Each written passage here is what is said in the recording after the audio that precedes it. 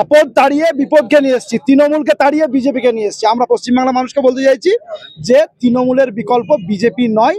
পশ্চিমবাংলাকে বাঁচাতে গেলে লালকে ফেরাতে হবে, আর লাল না ফিরলে পশ্চিমবাংলার হাল সালারের হাল ফিরবে না।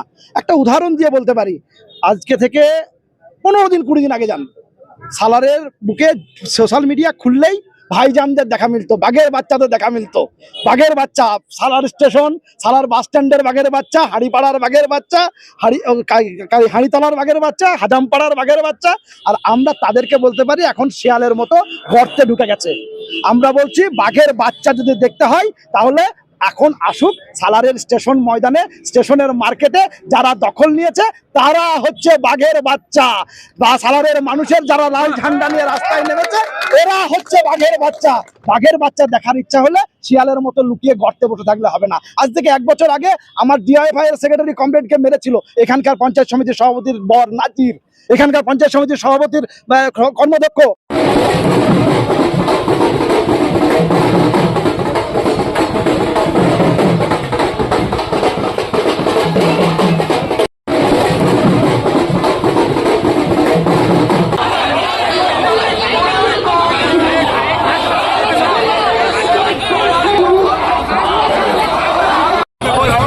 একটা সরকারের পরিবর্তন হয়, সেই সরকার এসে যেভাবে সাধারণ মানুষের উপরে অত্যাচার শুরু করেছে সেটা আপনারা লক্ষ্য করছেন।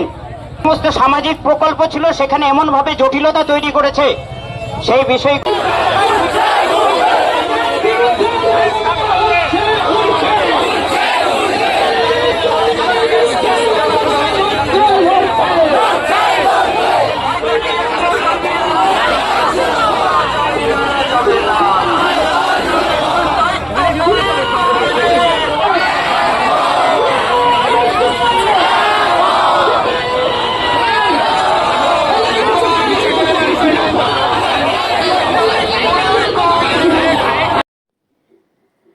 সিপিআইএম পার্টির মহামিছিল, এসআইআর প্রক্রিয়ায় 27 লক্ষ বৈধ প্রচারের নামে যুক্ত করার দাবিতে এবং হকারদের পুনর্বাসনের দাবিতে লাল ঝান্ডা ক্ষমতায় ফিরছে এমনই দৃশ্য দেখা যাচ্ছে বাংলা তথা মুর্শিদাবাদ জেলার বিভিন্ন এলাকায়।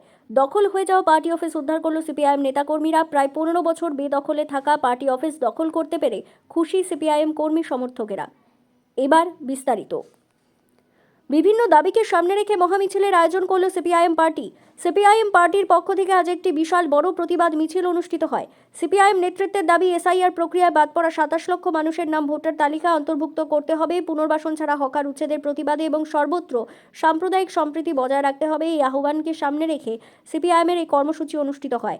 সিপিআইএম পার্টির ডাকে এই মিছিলে হাজার হাজার মানুষ অংশগ্রহণ করে। মুর্শিদাবাদ জেলার সালার ও পার্শ্ববর্তী বিভিন্ন এলাকা থেকে দলীয় কর্মী, সমর্থক এবং নেতৃত্ব অংশগ্রহণ করেন। মিছিল শুরু হয় সালার সিপিআইএম পার্টি অফিস থেকে, শুরু হয় সালার বাজার হয়ে পরিক্রমা করে বাস স্ট্যান্ড এলাকায় এসে শেষ হয়। মিছিল শেষে অনুষ্ঠিত সভায় সিপিআইএম নেতারা রাজ্যের বিভিন্ন জনস্বার্থমূলক কিছু কথা তুলে ধরে বক্তব্য রাখেন।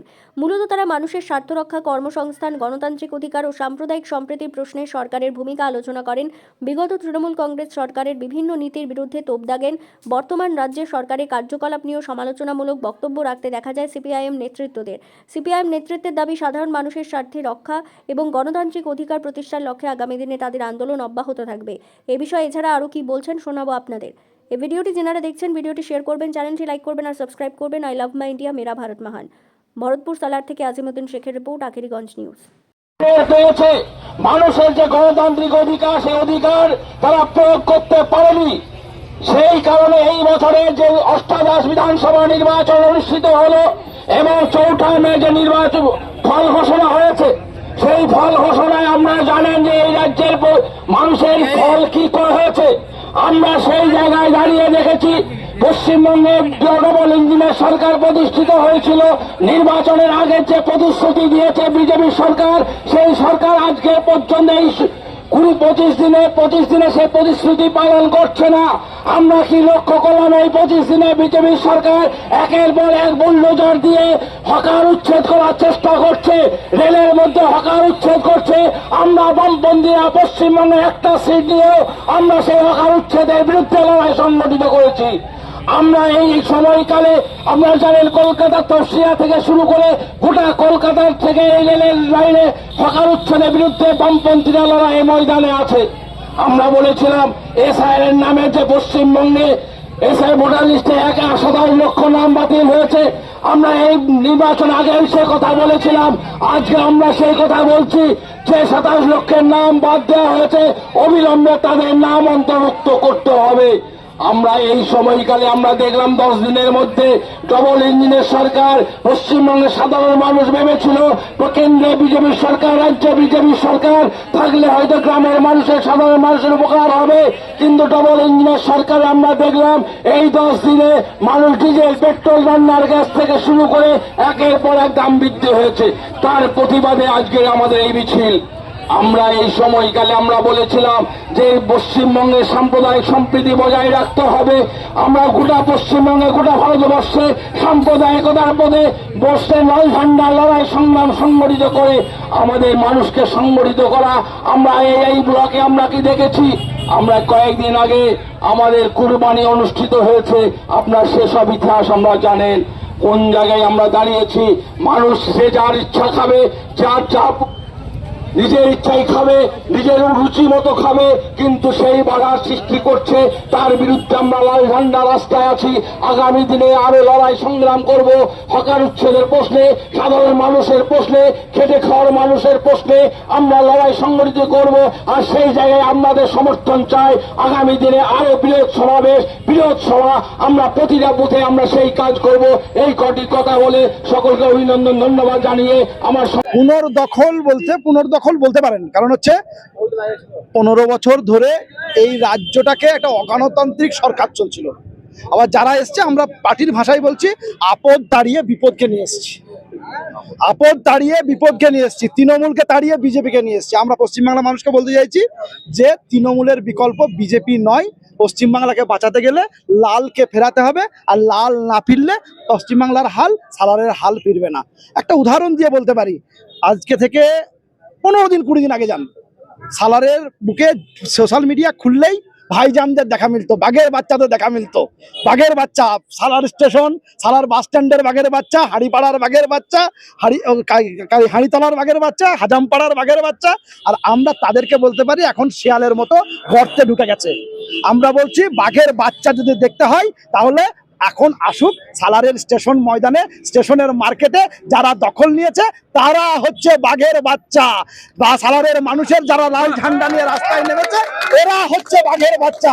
বাঘের বাচ্চা দেখার ইচ্ছা হলে শিয়ালের মতো লুকিয়ে গর্তে বসে থাকলে হবে না। আজ থেকে 1 বছর আগে আমার ডিআইএফআই এর সেক্রেটারি কমরেডকে মেরেছিল এখানকার পঞ্চায়েত সমিতির সভাপতির বর নাজির, এখানকার পঞ্চায়েত সমিতির সভাপতির কর্মদক্ষ পপ্পা। কই মাস্তানগুলো, কই মাস্তানগুলো দেখা মিলছে না, সব গর্তে ঢুকে গেছে।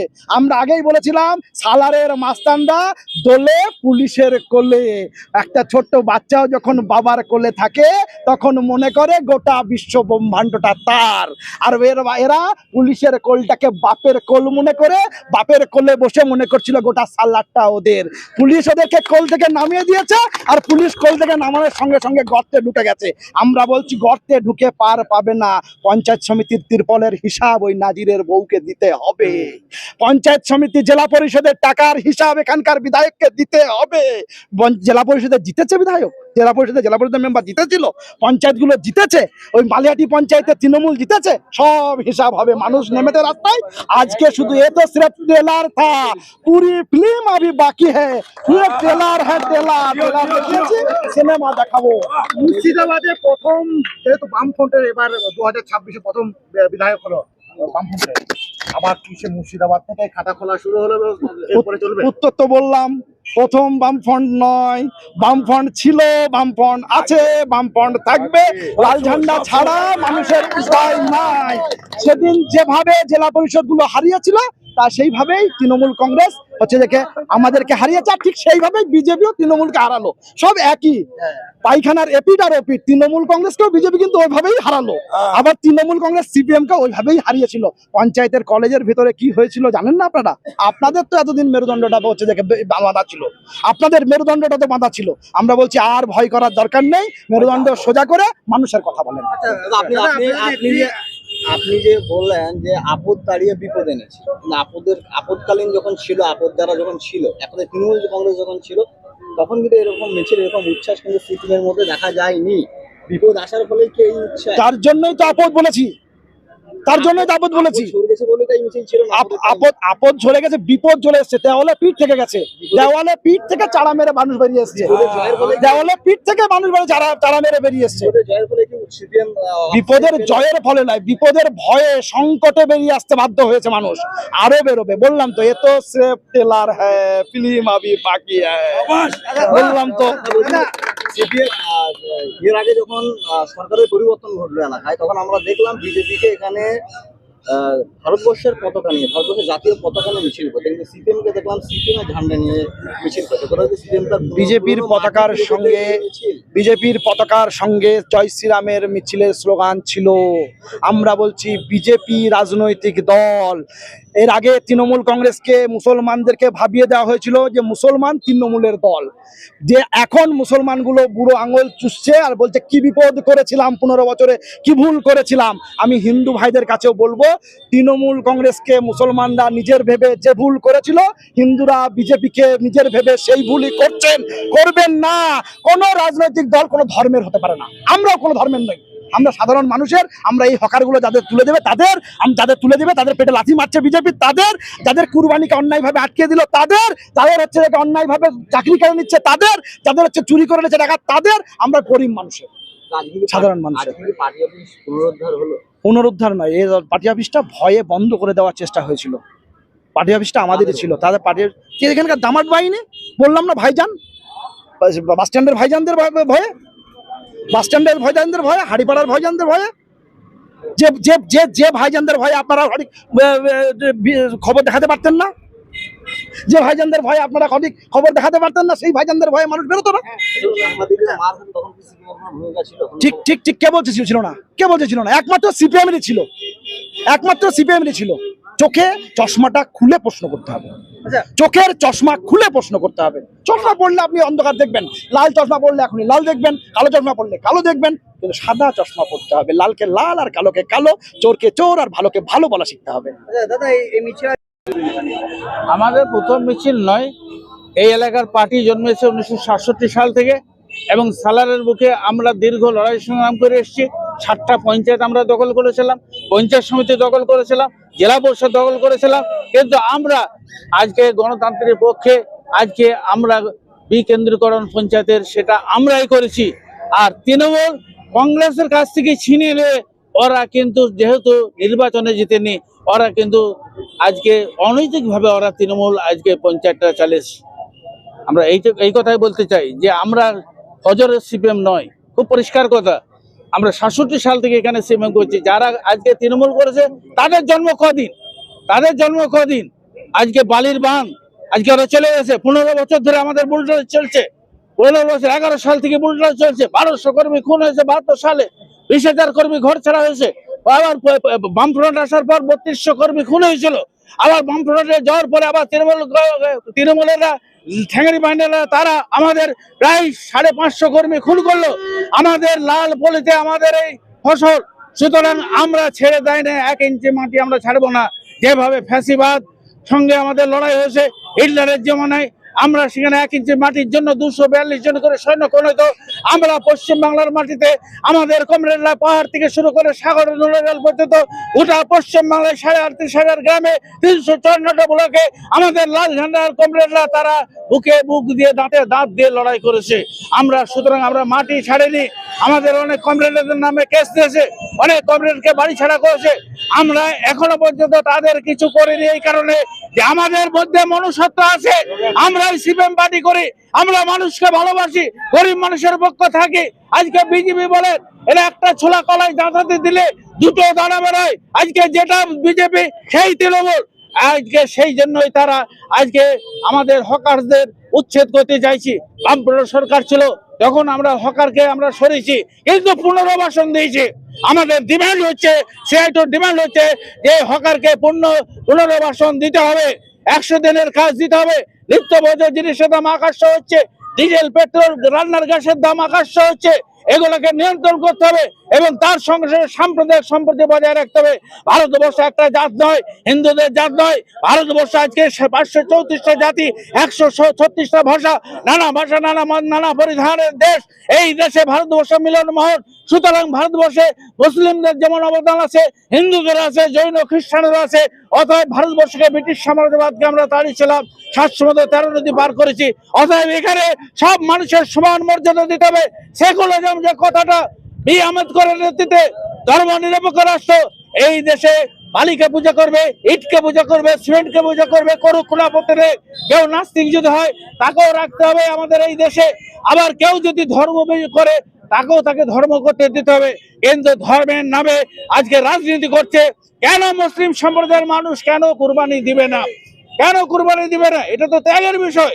হযরত মুহাম্মদ সাল্লাল্লাহু আলাইহি ওয়াসাল্লাম ওখানে কুরবানি মানে ওখানে গরু ছিল না, গরু চাষ হতো না, মরুভূমি। আজকে আরব দেশ হচ্ছে মরুভূমি, সেখানে উট ছিল। 2 মাস ধরে যদি উট যদি কোনো পানি পান না করে, নেহারি পান না করে, নীর পান না করে, জল পান না করে, তার উট বেঁচে থাকে। কিন্তু গরু ছাগল 7 দিন বেঁচে থাকতে পারে না। এই জন্য আমাদের দেশের যে ভৌগোলিক অবস্থা, সেই অবস্থায় আমাদের দেশের মানুষরা উট বাদ দিয়ে আমাদের গরু দেয়, ছাগল দেয়, বকরি দেয়। তাহলে এই জায়গায় কেন আজকে যে 1950 সালে যে আইন, সেই আইনে যে 12 নম্বর উপধারায় সেখানে তো শিথিল করা আছে। সেখানে তো বলেছে যে না, কোন উৎসব যদি হয় সেখানে উৎসব করতে দিতে হবে, পালন করতে দিতে হবে।